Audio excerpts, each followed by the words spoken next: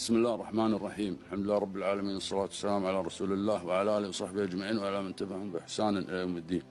معكم أخوكم مساعد سعد إبراهيم المانع، مرشح الدائرة الثانية.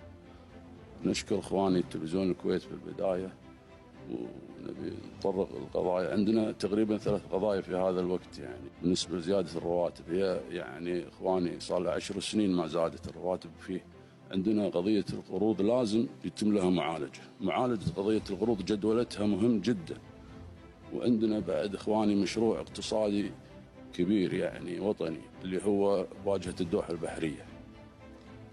هذه احنا بدال ما نفكر بالجزر، تطوير الجزر، بداية نفكر فيها. هذه توفر علينا إخواني مشاريع صغيرة ومتوسطة، متوفر علينا وظائف كبيرة، وبعدين لها مردود اقتصادي سياحي كبير يعني. وبالنسبة لقضية الإسكان، هذه تشكل معاناة كبيرة إخواني للمواطنين.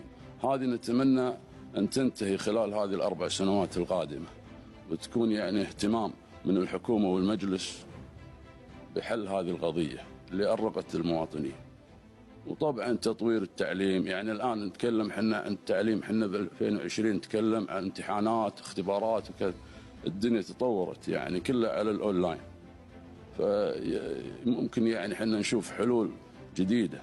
نشكركم إخواني، ولا تقاطعون الانتخابات، لأن كل صوت مهم في هذه الانتخابات. شاكرين مقدرين، وللجميع ممنونين. شكرا لكم.